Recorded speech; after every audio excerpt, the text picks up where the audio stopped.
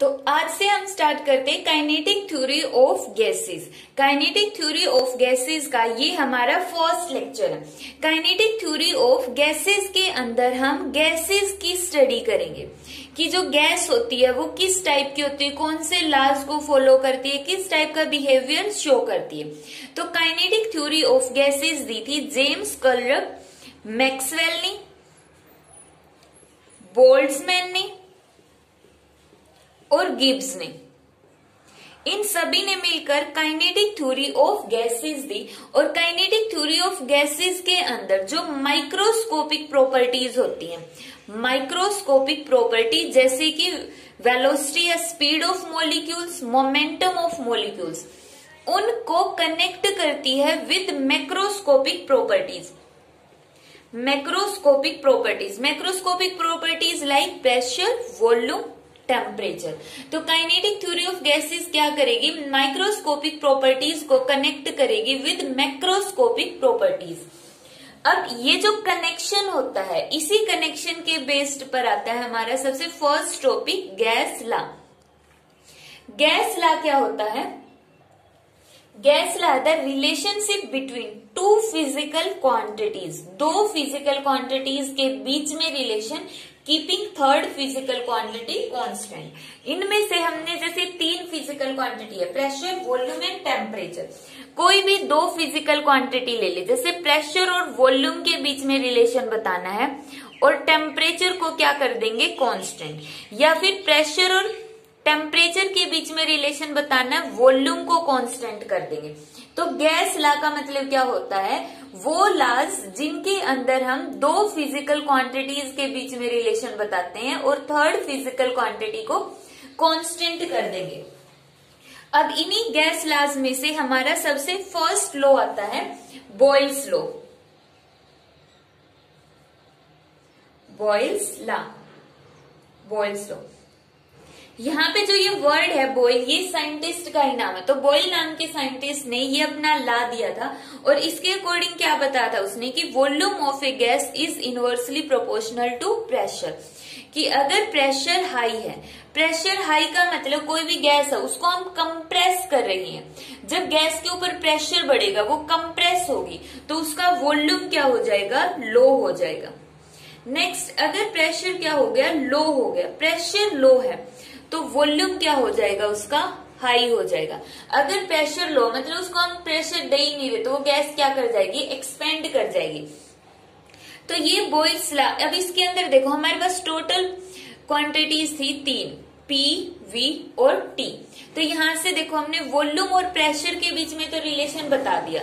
तो third physical quantity कौन सी होगी, टेम्परेचर, उसको हम क्या कर देंगे, कांस्टेंट। टेम्परेचर क्या होगा, यहाँ पर कांस्टेंट होगा। तो V directly proportional to 1/P, या फिर P जो V है, volume of a gas is inversely proportional to pressure. यहाँ पे जब हम प्रोपोर्शनैलिटी का सिंबल हटाएंगे तो कोई कांस्टेंट आएगा, डिवाइड बाई P। P को लेफ्ट हैंड साइड में ले जाओ तो क्या हो गया, PV is equal to constant. Pressure और वॉल्यूम की प्रोडक्ट कांस्टेंट रहेगी, मतलब P1 V1 किसके इक्वल होगा, P2 V2 के इक्वल होगा। यही क्या होता है हमारे पास, बॉयल्स लॉ होता है। अब ये बॉयल्स लॉ, ये तो हमने बता दिया सिर्फ प्रेशर और वॉल्यूम की टर्म में। अगर हम यहाँ पर इसके अंदर नंबर ऑफ पार्टिकल्स लेकर आए तो उसके लिए हम क्या कंसीडर करेंगे, मान लिया कि जो भी गैस हमने ली है उस गैस के अंदर टोटल n मॉलिक्यूल्स हैं, टोटल n मॉलिक्यूल है। गैस का वॉल्यूम कितना है, गैस का वॉल्यूम है V। तो मींस V वॉल्यूम के अंदर, V वॉल्यूम में कितने मॉलिक्यूल्स हैं, n। तो यूनिट वॉल्यूम में कितने मॉलिक्यूल्स होंगे, n/V। और number of molecules per unit volume किससे रिप्रेजेंट करते हैं, स्मॉल n से। मतलब जैसे हमारे पास ये टोटल वॉल्यूम है V, यहाँ पे total n number of molecules, पूरे इस वॉल्यूम के अंदर total n number of molecules. अब इस n नंबर ऑफ मॉलिक्यूल्स में से हमने वो पोर्शन उठा लिया जो यूनिट वॉल्यूम है। यूनिट वॉल्यूम मतलब कि जिसकी लेंथ भी 1 है, ब्रेथ भी 1 है और हाइट भी 1 है। तो इतना स्मॉल पोर्शन के अंदर जितने गैस के मॉलिक्यूल्स होंगे उसको हम रिप्रेजेंट करेंगे स्मॉल n से। तो यहां से v की वैल्यू किसके इक्वल आ गई, v आ गया capital N divide by small n। अब पुट करो इस इक्वेशन के अंदर, p v की जगह पुट करो n by n is equal to constant. अब p बाई n, जो कैपिटल N है, गैस के अंदर टोटल नंबर ऑफ मॉलिक्यूल्स तो चेंज होंगे ही नहीं, चाहे हम उसको कितना भी प्रेस करें, कितना एक्सपेंड कराएं, टोटल नंबर ऑफ मॉलिक्यूल्स तो सेम रहेंगे। तो n को हम यहाँ पे ले जाएंगे कांस्टेंट डिवाइड बाई n, तो कोई दूसरा कांस्टेंट आ जाएगा, लेकिन रहेगा क्या, ये कांस्टेंट ही रहेगा। मीन्स जो बॉयल्स लॉ है उसकी दूसरी इक्वेशन क्या बन गई, p डिवाइड बाई n क्या हो गया, कांस्टेंट हो गया।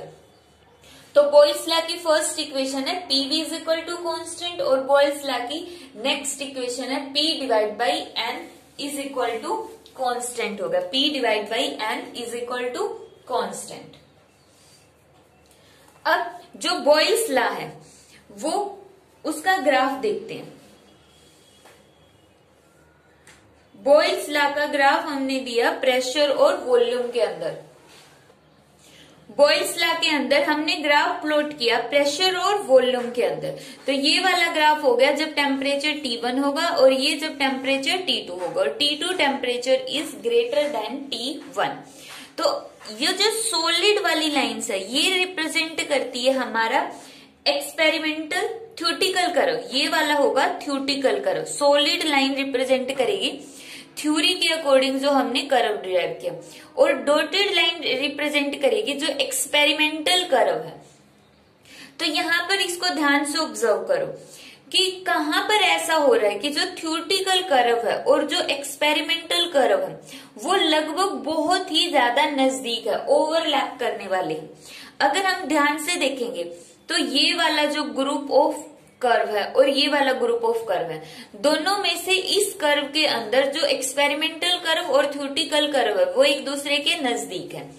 तो मींस कंडीशन क्या हो गई कि टेम्परेचर होना चाहिए हाई। दूसरा ये देखो, अगर हम यहां से स्टार्ट करते हैं, जब वॉल्यूम क्या था, प्रेशर क्या है, यहाँ पे हाई प्रेशर है, प्रेशर हाई है, प्रेशर हाई है तो इन दोनों के बीच में क्या है, डिफरेंस भी ज्यादा। लेकिन जैसे जैसे प्रेशर कम होता गया, ये देखो यहाँ पर ये लगभग क्या करने वाले हो, ओवरलैप करने वाले हैं। तो प्रेशर क्या होना चाहिए, लो प्रेशर होना चाहिए। तो Boyle's law is obeyed by the gases, दूसरी गैसेस चाहे वो कोई भी गैस हो उसके द्वारा बॉयल्स लॉ सिर्फ तभी ओबे किया जाता है only at high temperature and low pressure. High temperature और लो प्रेशर के ऊपर, जब हाई टेम्परेचर होगा और प्रेशर क्या होगा, लो होगा, तब भी कोई भी गैस है वो बॉयल्स लॉ को ओबे कर सकती है। तो ये था हमारा गैस लॉ का first law, Boyle's law. Next है चार्लीज लॉ। ये चार्ली नाम के एक साइंटिस्ट ने दिया था चार्लीज लॉ। इसके अकॉर्डिंग क्या होता है कि जो वॉल्यूम है, volume of a gas is directly proportional to temperature. जितना ज्यादा टेम्परेचर होगा, टेम्परेचर ज्यादा होने का मतलब हम गैस को हीट दे रहे हैं, तो मतलब जितना ज्यादा हीट देंगे उतना ही वो गैस एक्सपेंड होती जाएगी। तो volume directly proportional to temperature, या फिर हम बोल सकते हैं volume is equal to, proportionality का सिंबल हटाएंगे तो यहां पर आ जाएगा कांस्टेंट और टी। वॉल्यूम के डिवाइड में टी करेंगे तो वॉल्यूम डिवाइड बाई टी यहां पर हो जाएगा कोई भी कांस्टेंट, ठीक है। तो यही हमारा क्या होता है, चार्लीज लॉ। चार्लीज लॉ के अकॉर्डिंग क्या होगा, V directly proportional to T temperature. अब यहाँ पे देखो थर्ड फिजिकल क्वांटिटी रह गई प्रेशर, और प्रेशर क्या रहेगा, कांस्टेंट रहेगा। बॉयल्स लॉ के अंदर क्या था, volume inversely proportional to pressure, pressure और वॉल्यूम में रिलेशन था। तो थर्ड फिजिकल क्वांटिटी टेम्परेचर वो क्या हो गई थी, कांस्टेंट हो गई थी। चार्लीज लॉ के अंदर वॉल्यूम डायरेक्टली प्रोपोर्शनल है टेम्परेचर, तो थर्ड फिजिकल क्वांटिटी बच गई प्रेशर, तो प्रेशर क्या हो जाएगा, कांस्टेंट हो जाएगा। तो ये है चार्लीज लॉ। अब इसका ग्राफ देखते हैं। ये वाला ग्राफ हो गया हमारा थ्योरेटिकल ग्राफ, और जब हम एक्सपेरिमेंटल ग्राफ देखते तो ये आ गया हमारा एक्सपेरिमेंटल ग्राफ। ये है टेम्परेचर वाली एक्सिस और ये हो गई वॉल्यूम वाली एक्सिस।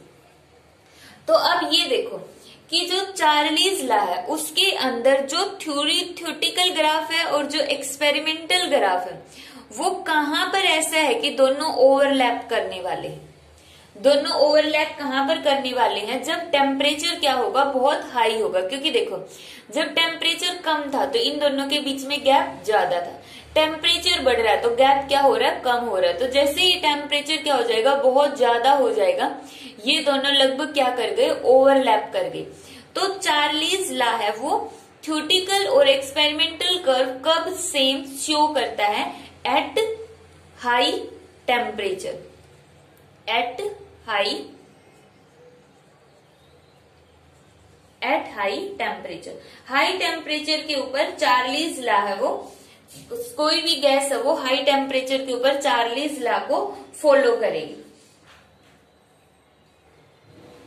थर्ड लॉ है हमारा गे-लुस्क लॉ, इसको हम बोलते हैं प्रेशर लॉ,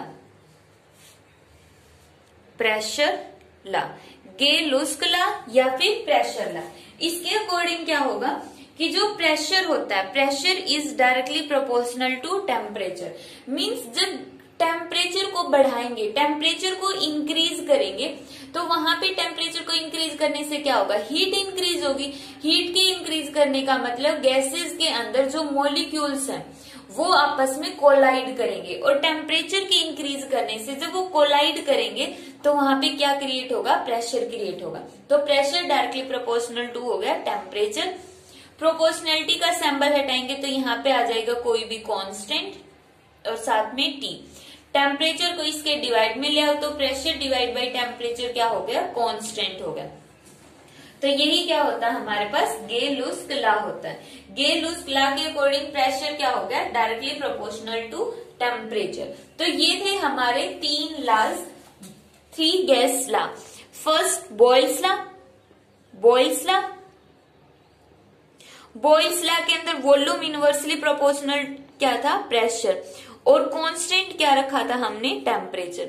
सेकंड के अंदर क्या था, चार्लीज लॉ, चार्लीज लॉ के अंदर क्या था, volume directly proportional to temperature, pressure constant था। और थर्ड है हमारा प्रेशर लॉ या फिर हम बोल सकते हैं गैस लॉ।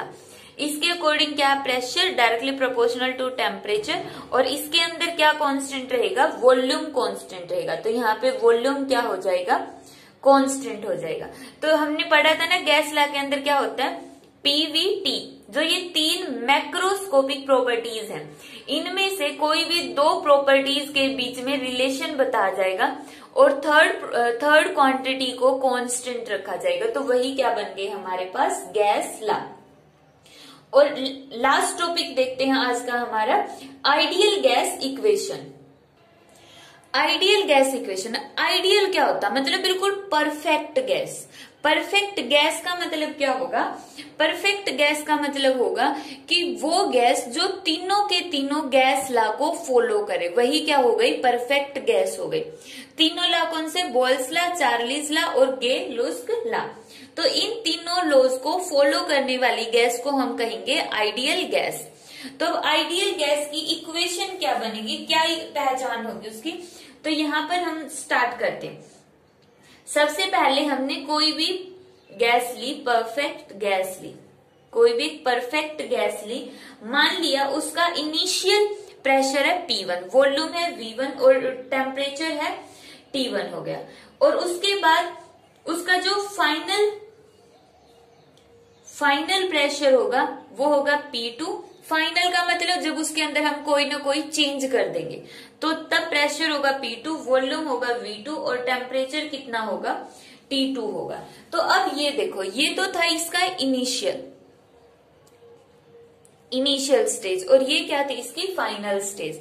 तो इनिशियल से जब हम फाइनल में आते हैं तो कितने वेज से आ सकते हैं, तो हमारे पास 2 स्टेप होते हैं, 2 मेथड होते हैं जिसके अकॉर्डिंग हम इनिशियल से फाइनल में पहुंचते हैं। सबसे फर्स्ट मेथड तो है हमारे पास बॉयल्स लॉ, सबसे फर्स्ट मेथड हो गया बॉयल्स लॉ हो गया। बॉयल्स लॉ के अकॉर्डिंग क्या होगा, प्रेशर और वॉल्यूम की प्रोडक्ट क्या रहेगी, कांस्टेंट रहेगी। तो मान लेते हैं कि इनिशियल प्रेशर था P1 और इनिशियल वॉल्यूम था V1। उसके बाद हमने यहाँ पे क्या किया है, टेम्परेचर T1 को कांस्टेंट रख दो। T1 को क्या कर दिया, कांस्टेंट रख दिया, टेम्परेचर कांस्टेंट रहेगा। ठीक है, तो पहले था प्रेशर P1, वॉल्यूम था V1, प्रेशर को कर दो P2। जब हमने प्रेशर को इंक्रीज या डिक्रीज कर दिया तो उसका वॉल्यूम भी चेंज होकर कितना हो गया, V1 डैश। अभी हम यहाँ पे V2 नहीं करेंगे, इसको डायरेक्ट लिखो V1 डैश। टेम्परेचर कांस्टेंट है, प्रेशर को चेंज किया तो वॉल्यूम भी चेंज हो गया।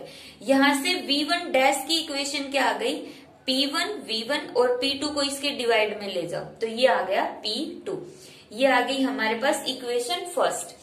ये तो था बॉयल्स लॉ को फॉलो करके। नेक्स्ट हम यहाँ पे कर सकते हैं चार्लीज लॉ को फॉलो करके। चार्लीज लॉ, चार्लीज लॉ के अकॉर्डिंग क्या होगा, जो V है, V, क्योंकि अब देखो जब हमने टेम्परेचर कांस्टेंट रखा था तो उस टाइम पे इसका वॉल्यूम हो गया था V1 डैश, तो V1 dash directly proportional to temperature T1 हो गया। अब इसके अंदर प्रेशर को हमने कांस्टेंट रख दिया, P2 प्रेशर पहुंच गया था तो P2 प्रेशर हमने कांस्टेंट रख दिया इसके अंदर। अब हमने क्या किया, यहाँ पे टेम्परेचर को चेंज कर दिया। पहले टेम्परेचर T1 था तो वॉल्यूम V1 था, अब टेम्परेचर को कर दो T2। टेम्परेचर T2 होगा तो वॉल्यूम कितना हो जाएगा, यहाँ पे V2 हो जाएगा। तो इसको हम क्या लिख सकते हैं, देखो इन दोनों इक्वेशन को V2 directly proportional to T2, इन दोनों इक्वेशन को हम ऐसे लिख सकते हैं V1 dash divide by T1 is equal to V2 divide by T2। क्योंकि यहाँ पर जो कांस्टेंट आएगा और यहाँ पर कांस्टेंट आएगा दोनों सेम होंगे और इक्वेशंस को हमने कंपेयर कर दिया। मीन्स सबसे पहले हमने बॉयल्स लॉ अप्लाई किया। बॉयल्स लॉ अप्लाई करने के बाद शुरू में वॉल्यूम उसका V1 था, V1 वॉल्यूम था, V1 के बाद हम उस पहुंचे V1 डैश पर प्रेशर को इंक्रीज करके। कहा कैसे पहुंचे, प्रेशर को चेंज करके। फिर V1 डैश से हम पहुंचे V2 पर, और V2 पर पहुंचने के लिए हमने क्या किया, उसके टेम्परेचर को चेंज कर दिया तो यहां पर पहुंच गए हम। यहां से फिर से V1 डैश की वैल्यू निकाल लो तो कितना आ गया, V2 T1 divide by T2 हो गया। तो ये वाली इक्वेशन आ गई है हमारे पास V1 की इक्वेशन 2। अब हमें क्या करना है, इक्वेशन 1 और 2 को कंपेयर कर दो, क्योंकि बॉयल्स लॉ तो बोल रहा V1 डैश की वैल्यू इतनी होगी और चार्लीज लॉ बोल रहा V1 डैश की वैल्यू इतनी होगी। तो कंपेयर करेंगे, कंपेयरिंग बोथ इक्वेशंस क्या बनेगी, P1 V1 divide by P2 is equal to V2 T1 divide by T2। तो यहाँ पे देखो हमारे पास टोटल फिजिकल क्वांटिटी कितनी थी, PVT। तो लेफ्ट और राइट साइड में तीनों क्वांटिटीज होनी चाहिए। तो यहाँ पर है P1 V1। अब देखो P और V है लेकिन T नहीं है, तो इस साइड से T1 यहाँ पर ले आओ, तो इस साइड से P2 को वहां पर ले जाओ, P2 V2 divide by T2। तो यहाँ पे क्या इक्वेशन आ गई, देखो P1 V1 divide by T1 किसके इक्वल आ गया, P2 V2 divide by T2। तो कांस्टेंट है तो इसको हम ये भी तो बोल सकते हैं कि PV डिवाइड बाई T क्या हो गया, कांस्टेंट हो गया। PV डिवाइड बाई T क्या हो गया, कांस्टेंट हो गया। अब PV divide by T constant है तो यहाँ पर जो ये कांस्टेंट है इसको हम दे देते हैं नाम R। तो इक्वेशन क्या बन गई हमारे पास, PV is equal to RT। PV is equal to RT। ये तो जो हमने गैस लिया उसका 1 मोल लिया है, 1 मोल ऑफ गैस लिया।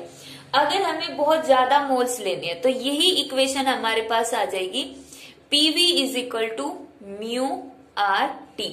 म्यू क्या है, number of moles, number of moles. तो यही हमारे पास क्या है, आइडियल गैस इक्वेशन है, आइडियल गैस इक्वेशन। तो आइडियल गैस इक्वेशन कैसे पहुंची है, पहले बॉयल्स लॉ अप्लाई करो, फिर चार्लीज लॉ अप्लाई करो और दोनों को कंपेयर कर दो, तो ये आ गई हमारे पास आइडियल गैस की इक्वेशन। अब जो कोई भी गैस है, कोई भी गैस उसको हम बोलेंगे रियल गैस। रियल गैस का मतलब कोई भी गैस हो सकती है जो हर जगह प्रेजेंट है। तो रियल गैस है वो आइडियल कब बनेगी, क्योंकि आइडियल तो क्या होगा, परफेक्ट होगा ना। तो रियल में कोई भी चीज है वो परफेक्ट नहीं होती, तो कोई भी गैस भी परफेक्ट नहीं है। तो कोई भी इम्परफेक्ट गैस परफेक्ट कैसे बनेगी, जब हम उसके टेम्परेचर को हाई कर देंगे। हाई टेम्परेचर होगा और प्रेशर क्या होगा, लो होगा। प्रेशर लो होगा और टेम्परेचर हाई होगा तो कोई भी गैस है वो क्या बन जाएगी, आइडियल बन जाएगी।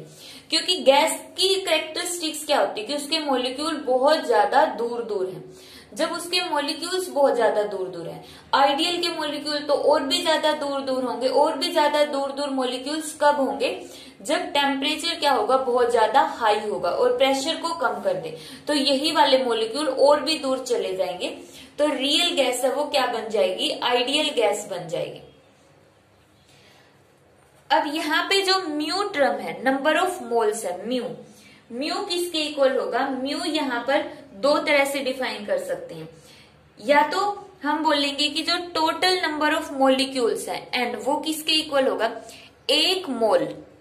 एक मोल के अंदर एवोगैड्रो नंबर ऑफ मॉलिक्यूल्स होते हैं Na का मतलब 6.022 इंटू 10⁻⁻23 मॉलिक्यूल्स। एक मोल में इतने मॉलिक्यूल्स होते हैं। अगर 4 मोल लेंगे तो इसको 4 से मल्टीप्लाई, हमने ले लिया म्यू मोल के अंदर कितने होंगे, mu multiply by 6.022 into 10⁻23 molecules. तो यहाँ पे टोटल नंबर ऑफ मॉलिक्यूल्स किसके इक्वल हो गए, म्यू, और दिस नंबर और इसको हमने क्या माना है, Na। तो जो टोटल नंबर ऑफ मॉलिक्यूल्स हो गए वो हो गया म्यू Na। तो यहाँ पे नंबर ऑफ मोल्स को हम कैसे निकाल सकते हैं, total number of molecule in A gas divide by Avogadro number of molecules. तो इस तरह से डिफाइन कर सकते हैं म्यू को।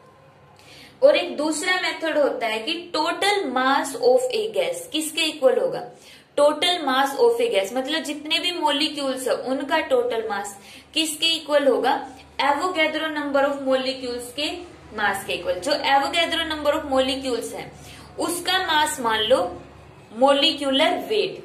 जैसे कि सोडियम है, सोडियम का मॉलिक्यूलर वेट कितना होता है, 23।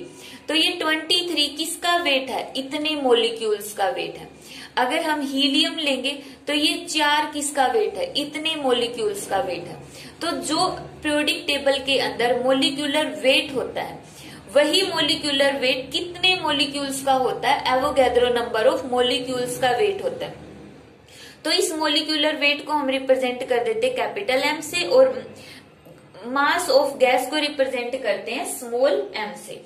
तो यहाँ पे म्यू किसके इक्वल आ जाएगा, total mass of a gas. Total mass of a gas जैसे बोल देंगे कि 1 किलोग्राम गैस ले ली फॉर एग्जाम्पल, ठीक है, और डिवाइड बाई उसका मॉलिक्यूलर वेट कितना है। तो टोटल कितनी ग्राम या कितनी किलोग्राम गैस है वो मास, और उसका मॉलिक्यूलर मास जो फिक्स होता है। तो यहाँ से म्यू को इस तरह से हम डिफाइन कर सकते हैं।